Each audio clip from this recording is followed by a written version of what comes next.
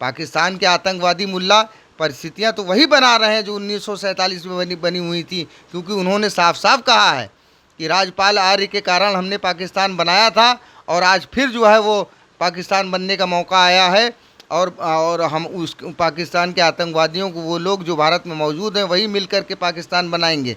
तो साजिशें बहुत गहरी हैं। दावत इस्लामी न कह के अगर हम उसको कहें दावत शैतानी तो ज़्यादा बेहतर है, क्योंकि दुनिया भर में अपनी शैतानी हरकतों के लिए मशहूर और सारी दुनिया के आतंकवाद का बाप पाकिस्तान, उस पाकिस्तान की ये संस्था दावत इस्लामी है। और बहुत ही रिसर्च के बाद ये बात स्पष्ट हो चुकी है कि दावत इस्लामी को पाकिस्तान की आईएसआई और पाकिस्तान की सेना ने खड़ा किया है। ये आतंकी मुल्लाओं का चार्ज ये है कि मैं गुस्ताख रसूल हूँ, मैं नुपुर शर्मा का समर्थन करता हूँ, उनके मुताबिक मैं बीजेपी का दलाल हूँ, उनके मुताबिक मैं आरएसएस का दलाल हूँ, उनके मुताबिक मैं हिंदुओं की गोद में बैठने वाला हूँ, उनके मुताबिक जो है मैं हिंदुओं के इशारे पर काम करता हूँ, इसलिए और उनके मुताबिक मैं यहाँ के मुल्लाओं का विरोध करता हूँ, वो मुल्ला जो पाकिस्तान परस्त हैं उनका विरोध करता हूँ, तो इसलिए मेरा सर तन से जुदा कर दिया जाए, ये उनका फतवा है। इनका एजेंडा अब ये चला रहे हैं, वो इनका एजेंडा ग़ज़वा-ए हिंद है और उस एजेंडे को बढ़ाने के लिए नामूस रिसालत का एजेंडा आगे बढ़ाए हुए हैं, जिसके मुताबिक एक फार्मूला इन्होंने अडॉप्ट किया है, मन सब्बा नबीयन फ़क़्तुलहू, यानी गुस्ताख नबी का सर तन से जुदा कर दो। नमस्कार, स्वागत है आपका डू पॉलिटिक्स में। मेरा नाम है संजय।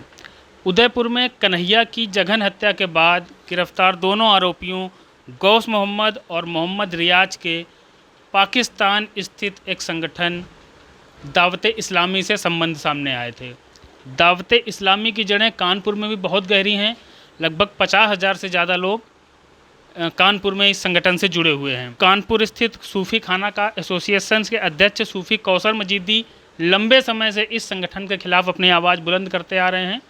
हमारे साथ सूफ़ी साहब मौजूद हैं। हम उनसे बात करके ये जानने का प्रयास करेंगे कि इस संगठन का वास्तविक कार्य क्या है जिसको लेकर वो एतराज़ जताते रहे हैं। सूफ़ी साहब नमस्कार।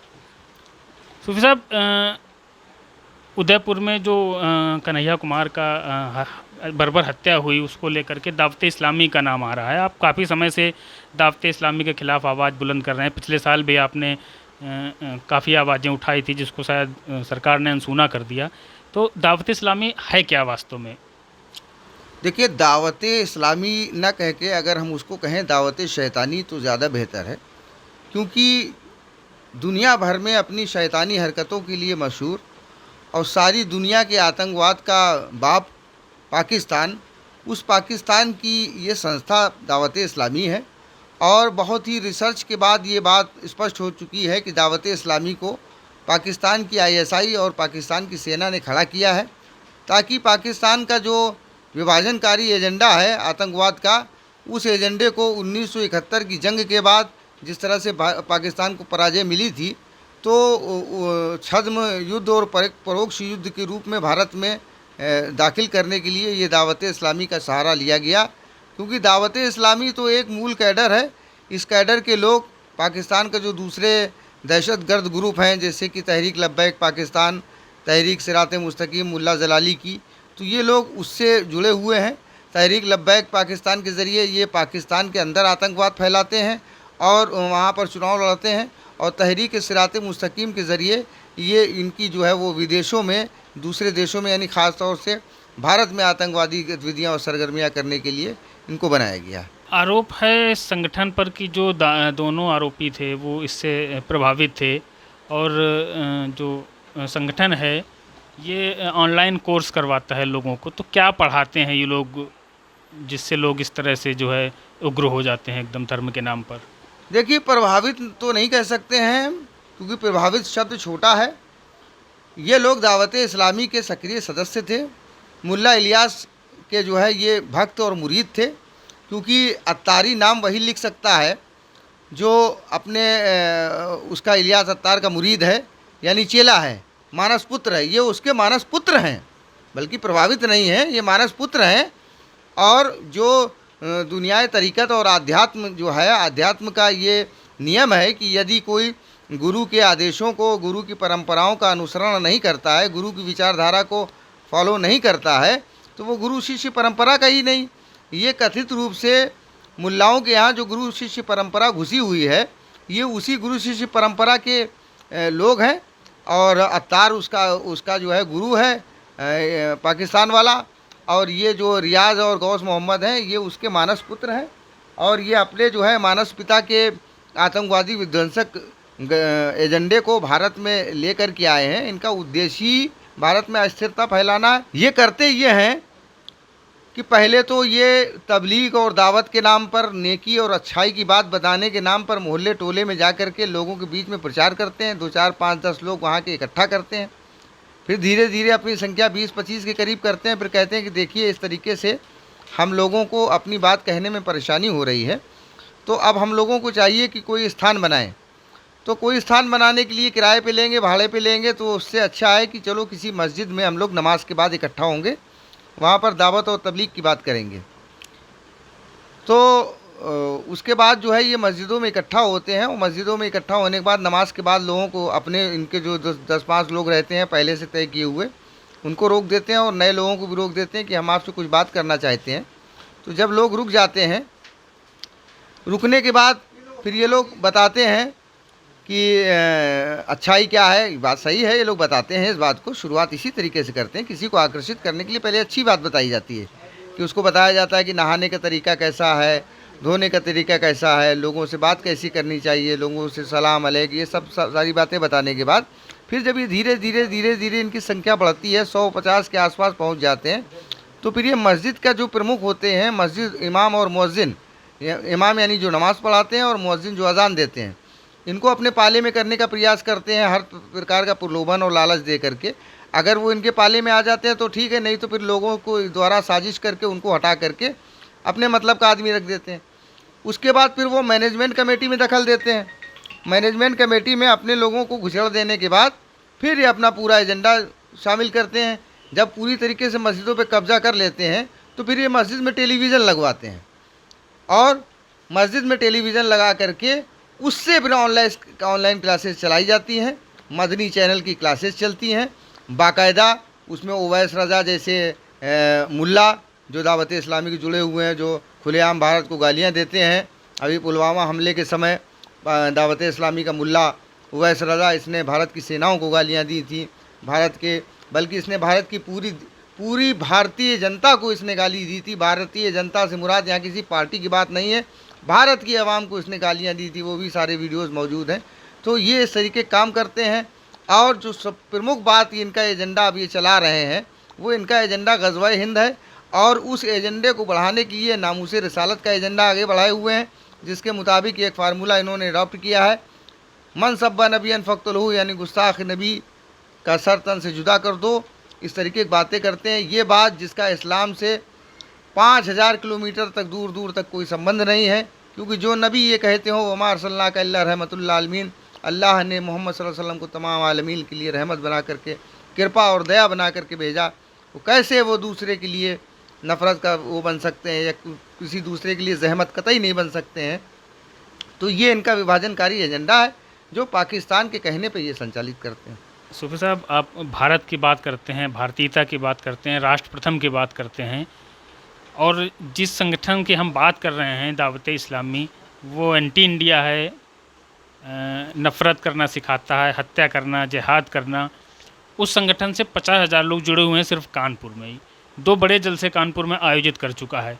तो ऐसा नहीं लगता कि समाज के भीतर उसकी स्वीकार्यता ज़्यादा है? आप यूँ कह सकते हैं कि कबाड़ जो होता है सस्ता मिलता है और ज़्यादा मिलता है, सोना जो होता है महंगा मिलता है और थोड़ा मिलता है। तो उसी तरीके से राष्ट्रवाद सोने के समान है और देशद्रोह कूड़े के समान है। तो इसी में अंतर है। सूफी साहब, उदयपुर की हत्या जो घटना हुई है, इसके पहले ठीक इस तरह कमलेश तिवारी की भी लखनऊ में हत्या हुई थी। तो आमतौर पर जिन लोगों की भावना आहत होती है पैगंबर के अपमान को लेकर के या अन्य बातों को लेकर के, उनका कहना होता है, पहली मांग तो होती है कि मुकदमा दर्ज कर गिरफ़्तार किया जाए। जब गिरफ़्तारी हो जाती है, जैसे कमलेश तिवारी को भारतीय कानून के दायरे में रहकर गिरफ़्तार किया गया, जेल हुई उनको, उसके बाद जब वो बाहर आए तो फिर उनको शरीयत के हिसाब से सज़ा दी गई। नुपुर शर्मा का जो हालिया बयान है उसको लेकर के भी यही आवाज़ उठाई जा रही है कि गिरफ्तारी हो, लेकिन इसकी क्या गारंटी है कि गिरफ्तारी के बाद ये लोग उनको माफ़ कर देंगे, जानलेवा हमला नहीं करेंगे? खुद आपको भी जान से मारने की धमकियाँ मिल रही हैं, बाहर पुलिस तैनात है आपके घर आपकी सुरक्षा के लिए। देखिए, आपका सवाल बहुत दिलचस्प है और इसका जवाब सुन करके भी आपको बड़ी हैरानी होगी कि जो लोग शरीयत की बात कर रहे हैं कि शरीयत से फ़ैसला होना चाहिए, उसी शरीयत में ये लिखा हुआ है जिस मुल्क में रहो उसके कानून के मुताबिक रहो, वो उसी शरीयत को ये पामाल कर रहे हैं। दूसरी बात है कि शरीयत में कहीं नहीं लिखा हुआ है, कुरान मुक़द्दस के 30 पारे हैं यानी 30 खंड हैं, 30 खंडों में कहीं भी लिखा हुआ हो कि नबी के गुस्ताख को कत्ल कर दो तो मैं सार्वजनिक जीवन त्याग दूँगा। इस्लाम, कुरान इस तरह की कोई तालीम देता ही नहीं। ये मुल्लाओं का अपना रचा हुआ, अपनी रचना किया हुआ मामला है जिसको अपनी शरीयत पर, उनकी अपनी शरीयत है, इसका शरीयत इस्लाम से कोई लेना देना नहीं। देखिए, शरीयत है क्या? शरीयत को तो इन मुल्लाओं के कार्यों ने एक गाली बना दिया। शरीयत का मतलब होता है नियम, शरीयत का मतलब होता है विधि। तो शरीयत की जो विधि है, जो शरीयत मुसलमानों की अपनी विधि है, उस विधि के मुताबिक जो भी फैसले होंगे वो, अगर आप ऐसे मुल्क में रहते हैं जहाँ पर समान आबादी के लोग हैं, मिश्रित आबादी के लोग हैं, तो वहाँ पर जो एक कॉमन लॉ है उस लॉ के मुताबिक काम होगा, ना कि कुरान के मुताबिक काम होगा। हिंदुस्तान एक डेमोक्रेटिक कंट्री है, बल्कि एक सेकुलर मुल्क है। यहाँ पर किसी धर्म का कानून नहीं चलता। हिंदुओं की 85% आबादी होने के बावजूद भी भारत में हिंदुओं का कानून नहीं लागू होता है, भारत में संविधान का कानून लागू होता है। तो अब आप शरीयत लागू करने की बात कर रहे हैं तो ये पूरी तरीके से गैर अखलाकी है, गैर कानूनी है, यहाँ हो ही नहीं सकता ऐसा। और सबसे बड़ी बात देखिए कि अगर हमारे देश में कोई मुसलमान अगर चोरी की धारा में पकड़ा जाता है तो उसका फ़ैसला धारा 379 आईपीसी के हिसाब से होता है। ये नहीं कि उसको शरीयत के मुताबिक हाथ काट दिए जाएँ। तो अगर शरीयत के मुताबिक अगर फ़ैसला हो तो फिर जो मुसलमान अगर चोरी करता है वो पकड़ा जाए, उसके हाथ काटे जाए। बलात्कार की सज़ा हमारे यहाँ कोर्ट निर्धारित करता है, जबकि इस्लाम में उसकी मृत्यु दंड है शरीयत में। सूफी साहब, जैसे पहले तो खैर ज़्यादातर संगठन, जो इस्लामिक संगठन है, वो मांग कर रहे थे वही सरतन से जुदा की। जब कन्हैया कुमार की हत्या हो गई तो ज़्यादातर लोग इसके आलोचना कर रहे हैं, लेकिन क्या आलोचना करना पर्याप्त है? अगर ये इस्लाम के अनुसार जायज़ नहीं है तो जो इस तरह के कृत्य करने वाले लोग हैं, जो जघन्य हत्याकांड करने वाले लोग हैं, इनको इस्लाम से खारिज क्यों नहीं किया जाता? देखिए, इस्लाम से खारिज करना ना खारिज करना किसी के बस की बात नहीं। 73 फ़िरके हैं मुसलमानों के, और ये भी बात जो है वो बेमानी होगी कि किसी को के ऊपर अपनी चलाई जाए। देश में विधि का शासन ही चलेगा। दूसरी बात ये है कि आलोचना नहीं की थी, यही तो शर्मनाक बात है। मुसलमानों का जितना नुकसान जो है मुनाफिकत यानी जो है ये सच्चाई के लिए ना बोलने पे हुआ है, उतना किसी और ने नहीं किया है। जो लोग कल तक नारे लगाते थे, मुझे तो बड़ी हैरत होती है कि ऐसे लोग जो हुकूमत के खर्चे पे पल रहे हैं, वो लोग उन जुलूसों में शामिल थे जिसमें मनसब्बा नबियन फ़क्तुलहू की बात की जा रही थी। आज वो घड़ियाली आंसू बहा रहे हैं, ऐसा नहीं होना चाहिए, वैसा नहीं होना चाहिए। उस वक्त अगर आपने खुल करके बोला होता। क्या धमकी दी गई थी आपको? अभी शनिवार को फ़ोन आया था आपके पास पाकिस्तान से। देखिए, पाकिस्तानी बरेलवी आतंकी मुल्लाओं का चार्ज ये है कि मैं गुस्ताखे रसूल हूँ, मैं नूपुर शर्मा का समर्थन करता हूँ, उनके मुताबिक मैं बीजेपी का दलाल हूँ, उनके मुताबिक मैं आरएसएस का दलाल हूँ, उनके मुताबिक मैं हिंदुओं की गोद में बैठने वाला हूँ, उनके मुताबिक जो है मैं हिंदुओं के इशारे पर काम करता हूँ। इसलिए और उनके मुताबिक मैं यहाँ के मुल्लाओं का विरोध करता हूँ, वो मुल्ला जो पाकिस्तान परस्त हैं उनका विरोध करता हूँ। तो इसलिए मेरा सर तन से जुदा कर दिया जाए, ये उनका फतवा है। एक किताब का जिक्र आपने किया था जो दावत इस्लामी की तरफ से लोगों को पढ़ाई जा रही है, दी जा रही है। जी। उस किताब में क्या है? देखिए, वो किताब हमारे पास मौजूद है, अभी हम मंगवाते हैं, फिर आपको दिखाते हैं।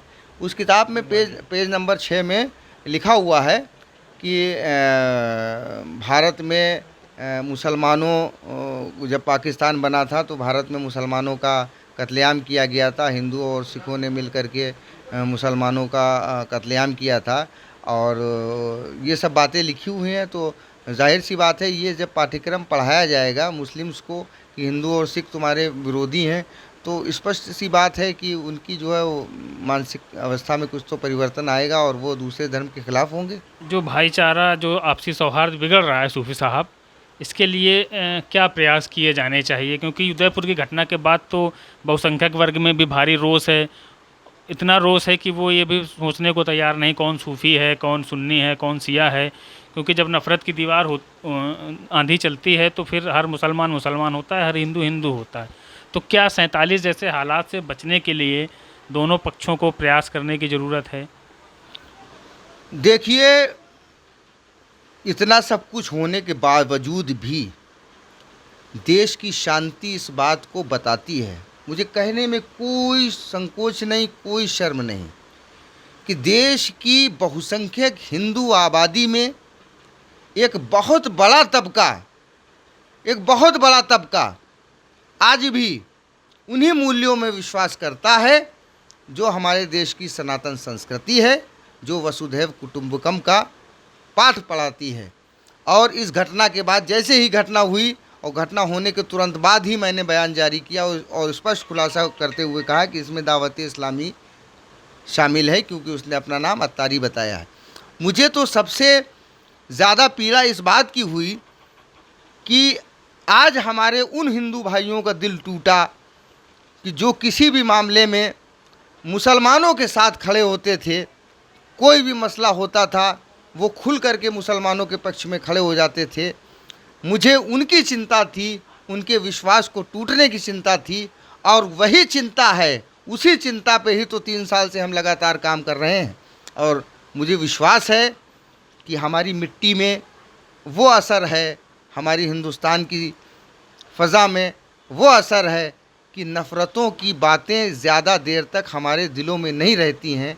हम उस हिंदुस्तान के रहने वाले हैं जिसके ज़र्रे ज़र्रे में मोहब्बत का संदेश छुपा हुआ है। पाकिस्तान के आतंकवादी मुल्ला परिस्थितियां तो वही बना रहे हैं जो 1947 में बनी हुई थी, क्योंकि उन्होंने साफ साफ कहा है कि राजपाल आर्य के कारण हमने पाकिस्तान बनाया था और आज फिर जो है वो पाकिस्तान बनने का मौका आया है, और हम उस पाकिस्तान के आतंकवादियों को, वो लोग जो भारत में मौजूद हैं, वही मिल कर के पाकिस्तान बनाएंगे। तो साजिशें बहुत गहरी हैं। ग़ज़वा-ए हिंद का प्लान बहुत ज़बरदस्त है, लेकिन उन्हें मालूम होना चाहिए कि हम हिंदुस्तानी और हम हिंदुस्तान के मुसलमानों का जज्बा-ए हिंद का प्लान भी बहुत मजबूत है।